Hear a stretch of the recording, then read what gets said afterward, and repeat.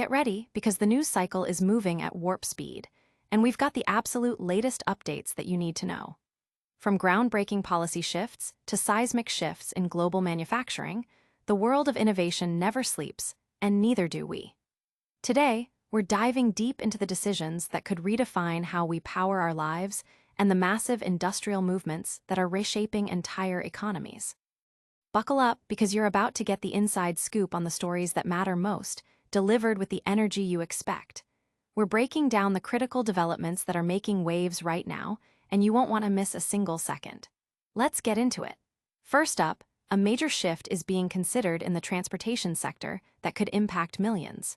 We're talking about a potential new fee structure for electric vehicle owners, and the implications are huge. Next, we're heading across the globe to witness a revolution in automotive manufacturing. One nation's industrial strategy is not just changing the game at home, but it's fundamentally realigning global supply chains and forcing a worldwide reaction. This is about dominance, scale, and the future of an industry that touches all of us.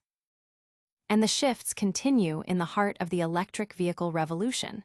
We're looking at a critical vote that could determine the unionization of a massive EV battery complex. This isn't just about worker rights, it's about the future of labor in a rapidly evolving, high-tech manufacturing landscape. Finally, we're revisiting a story that could set a precedent for EV ownership and state revenue. Will this state follow in the footsteps of another, implementing new mileage-based fees for electric vehicles? We've got all the details you need to understand this evolving policy. Stay locked right here on Electro Drive News for all the breakdowns, analysis, and what it all means for you. Don't forget to hit that like button, subscribe for more, and ring that notification bell so you never miss an update. A new fee on the horizon. Oregon is weighing a significant change to how electric vehicle owners contribute to road maintenance, potentially becoming the second state after Hawaii to mandate a pay-per-mile system. This proposal emerges as the state grapples with a substantial $300 million transportation budget shortfall, threatening essential services like snowplowing and road repairs. Legislators are convening in a special session to address this deficit, which stems from inflation, declining gas tax revenues, and other spending limitations. The state's transportation department has already issued layoff notices to nearly 500 workers and planned closures for maintenance stations, actions temporarily paused by Governor Tina Kotek to allow for legislative solutions. At the heart of the governor's proposal is a road usage charge for EV drivers, envisioned to be equivalent to 5% of the state's gas tax. This initiative is coupled with a proposed 6-cent increase in the gas tax, bringing it to 46 cents per gallon, alongside other fee adjustments. If enacted, the EV road usage charge would begin phasing in by 2027 for specific electric vehicles, expanding to include hybrids in 2028. Under this plan, EV drivers could face a charge of approximately 2.3 cents per mile driven, or opt for an annual flat fee of $340, exempting them from supplemental registration fees. Reporting mileage would offer several avenues, including a smartphone app or the vehicle's built-in telematics technology, managed by private contractors. Currently, Oregon has over 84,000 registered EVs, representing about 2% of its total vehicle fleet. This move mirrors Hawaii's pioneering mandatory road usage charge program, launched in 2023 to counteract falling fuel tax revenues due to the rise in electric, hybrid, and fuel-efficient vehicles. While many states are exploring similar concepts, Oregon, Utah, and Virginia currently operate voluntary programs. Experts view road usage charges as a viable long-term funding solution. However, concerns linger regarding data privacy and the potential to discourage EV adoption, which is crucial for reducing transportation emissions. Liz Farmer, an analyst for the Pew Charitable Trusts, highlighted the challenge of implementing such a drastic change for most drivers. Public reaction and analysis suggest a mixed reception. While some acknowledge the necessity of finding sustainable transportation funding, others echo the privacy concerns raised in past surveys commissioned by Oregon's Transportation Department, which cited worries about GPS devices and data security. The department has attempted to address these by proposing to delete mileage data 30 days after payment, and officials are moving away from plug-in GPS devices due to cost and ease of removal. Critics, like Brett Morgan from Climate Solutions, argue that any mileage charge should ensure EVs pay their fair share without imposing a penalty, especially as federal EV incentives are set to expire. The debate intensifies with Arizona voters set to decide on a ban for such mileage-based taxes. But will this policy truly encourage EV adoption or create new barriers? Next, we're diving into how one nation's industrial might is completely reshaping the global automotive landscape. Global power shift, China's EV dominance unleashed. China's ascendancy in the electric vehicle market is no longer just an industrial story. It's a fundamental realignment of global automotive and energy supply chains with profound implications for capital markets worldwide. A decade ago, Chinese automakers were often dismissed as mere imitators. Today, they are the undisputed pace-setters, with companies like BYD surpassing Tesla in global EV sales, and others like NIO, Li Auto, Geely, and SAIC rapidly capturing significant market share. The battery giant CATL has cemented its position as an indispensable supplier, powering not only Chinese brands but also international manufacturers. What began as a government-backed initiative for national relevance has transformed into a structural dominance that is compelling the rest of the world to adapt. The statistics are stark. Last year, China became the world's largest vehicle exporter, shipping 5.2 million cars abroad, a staggering 70% increase from the previous year. Domestically, sales reached 31.4 million vehicles, with new energy vehicles constituting over 40% of production, a figure that alone dwarfs the entire automotive markets of Europe or the United States. Projections indicate China could produce 36 million cars annually by 2030, accounting for 4 out of every 10 vehicles built globally. This remarkable ascent is attributed to massive scale, relentless cost control, and substantial state backing. Between 2009 and 2023, Beijing reportedly invested over $230 billion in EV subsidies, infrastructure, and research, creating an integrated supply chain that few rivals can match. Lower labor costs, a relatively weaker yuan, and a vast battery ecosystem provide Chinese players with an unparalleled cost advantage. The ramifications for global investors are immense. The automotive industry is a cornerstone of global manufacturing and trade, supporting millions of jobs, influencing energy demand, and shaping consumer credit markets. As China solidifies its grip on the EV sector, the balance of power across these interconnected industries is shifting, with potential long-term impacts on equity valuations, commodity demand, and trade flows. Western governments are responding with protectionist measures. The U.S. has imposed tariffs on Chinese EV imports citing anti-competitive practices, and the EU is following suit to protect its legacy automakers.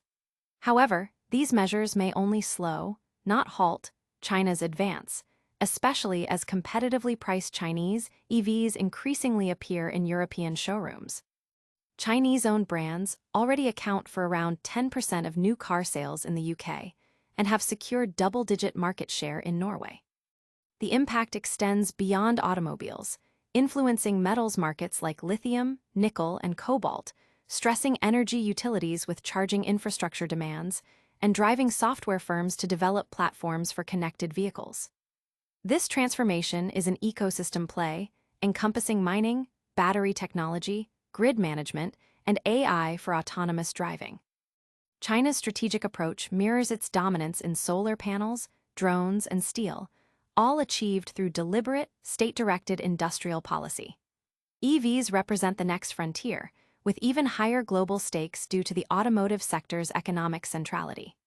If current trends hold, China could export 9 million vehicles annually by 2030, putting pressure on smaller domestic industries worldwide.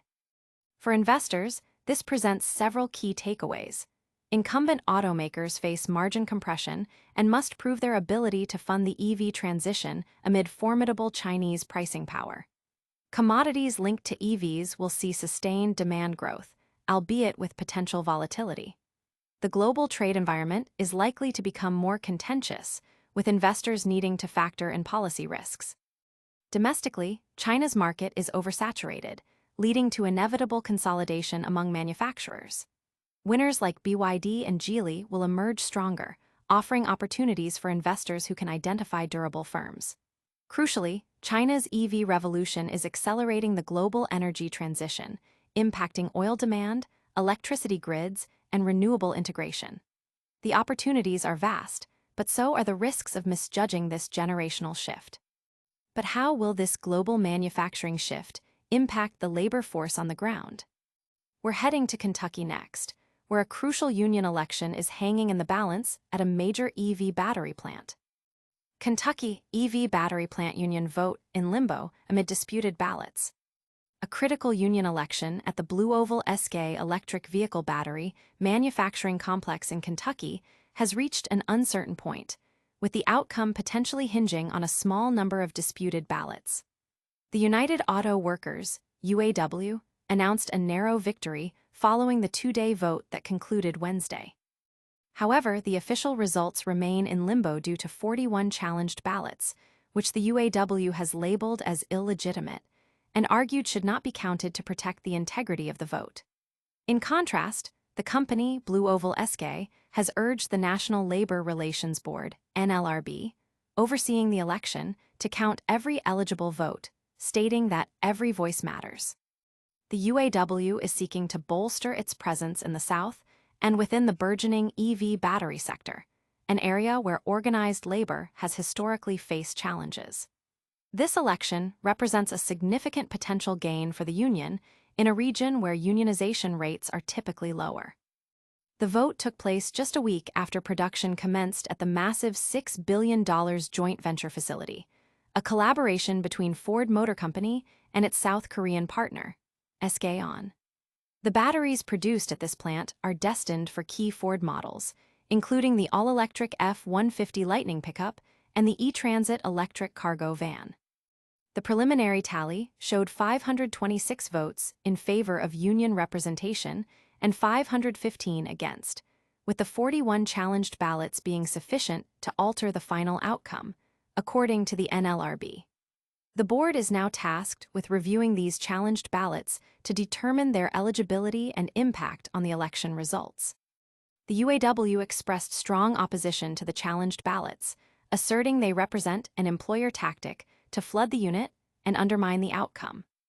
The union has vowed to contest these challenges to safeguard the democratic decision-making process of the workers, particularly those who were instrumental in building the union from the ground up. They emphasize that these workers deserve representation within an appropriate bargaining unit chosen by them. Governor Andy Beshear highlighted the significance of the Blue Oval SK Battery Park, located in Glendale, as the largest economic investment in Kentucky's history. He expressed optimism that if the facility becomes unionized, it will demonstrate the value of unionized workers, potentially attracting more talent in the long term. Beshear, a proponent of unions, believes this would be a positive development for Blue Oval SK. Eligible voters in the election included all full-time and part-time production and maintenance workers employed at the Glendale facility during a specified payroll period. Challenged ballots could potentially include those cast by safety emergency response staff, whose eligibility had not been finalized by the NLRB prior to the election. These workers were permitted to vote, but their ballots were marked for challenge, pending subsequent eligibility review. Key issues during the campaign reportedly included not only compensation, but also on-the-job safety, with the company emphasizing its commitment to workplace safety. The UAW's efforts to organize in the South have seen some successes, with workers at other EV battery plants, such as a GM joint venture in Tennessee and a GM joint venture battery factory in Ohio, voting to join the UAW. However, the union also faced setbacks, including losing organizing votes at Mercedes factories in Alabama. This development occurs as domestic EV battery production ramps up amid the broader industry's transition to electrification and the global expansion of Chinese automakers offering more affordable EVs. Despite potential shifts in federal incentives for electric vehicles, Major automakers like Ford are proceeding with significant investments in EV production, aiming to create vehicles that are more affordable, profitable, and competitive. This vote highlights the growing importance of labor in the EV revolution. Now, let's circle back to a policy that could change how EV owners pay for the roads they use. Oregon considers pay-per-mile EV fees amid budget crisis. Oregon is contemplating a significant policy shift that could see electric vehicle owners paying fees based on miles driven, a move that would position it as the second state, following Hawaii, to implement such a system. This consideration comes as Oregon faces a critical $300 million transportation budget shortfall, jeopardizing essential services like snowplowing and road repairs. Lawmakers are convening for a special session to address the deficit, which has been exacerbated by inflation, projected decreases in gas tax revenue, and other fiscal constraints. The state's transportation department had already issued layoff notices to nearly 500 employees and planned to close several road maintenance stations. But these actions were temporarily halted by Governor Tina Kotek to allow for legislative intervention. Governor Kotek's proposal includes the implementation of a road usage charge for EV drivers, set at a level equivalent to 5% of the state's current gas tax. This initiative is part of a broader package that also suggests raising the state's gas tax by 6 cents per gallon, bringing the total to 46 cents, along with other fee adjustments. If the legislation passes, the EV road usage charge would be phased in starting in 2027 for certain electric vehicles, with an expansion to include hybrid vehicles in 2028. Under this proposed structure, EV drivers would either pay approximately 2.3 cents for each mile driven or opt for an annual flat fee of $340, which would also exempt them from paying supplemental registration fees. The system for reporting mileage would involve private contractors, offering options such as a smartphone application or utilizing the vehicle's built-in telematics technology. As of May, Oregon had over 84,000 registered EVs, constituting roughly 2% of the state's total vehicle population. Hawaii pioneered mandatory road usage charges in 2023 as a response to declining fuel tax revenues resulting from an increasing number of electric, hybrid, and fuel-efficient vehicles. While numerous states are exploring similar concepts, Oregon, Utah, and Virginia currently operate voluntary road usage charge programs. Experts generally view these charges as a promising long-term funding mechanism for transportation infrastructure. However, concerns persist regarding potential privacy issues and the possibility that such fees could discourage the adoption of EVs, which are vital for reducing transportation-related emissions. Liz Farmer, an analyst with the Pew Charitable Trusts, noted the significant challenge in enacting a policy that represents a dramatically different approach for the majority of drivers. Public sentiment and expert analysis reveal a divided opinion. While many acknowledge the necessity of securing sustainable funding for transportation, others echo the privacy concerns previously identified in surveys conducted by Oregon's Transportation Department, which highlighted worries about GPS devices and data security. In response, Oregon's voluntary program has aimed to mitigate these concerns by deleting mileage data 30 days after payment. Furthermore, transportation officials are exploring alternatives to plug-in GPS devices, citing their higher cost and the potential for removal. Critics, such as Brett Morgan, Oregon Transportation Policy Director for Climate Solutions, advocate for a system where EVs contribute their fair share without facing a penalty, especially in light of the impending expiration of federal tax incentives for EVs. The debate is further complicated by Arizona's upcoming ballot measure that could ban state and local governments from implementing mileage-based taxes or fees. This policy could significantly alter the cost of EV ownership in Oregon. Now, let's shift our focus to a major international development that's completely reshaping the automotive supply chain. And that's a wrap on today's essential updates. We saw Oregon considering pay-per-mile fees for EV owners, China continuing its global EV manufacturing dominance, and a crucial union vote at a Kentucky EV battery plant facing a potential recount. Plus, we we revisited Oregon's potential mileage-based fees for EVs.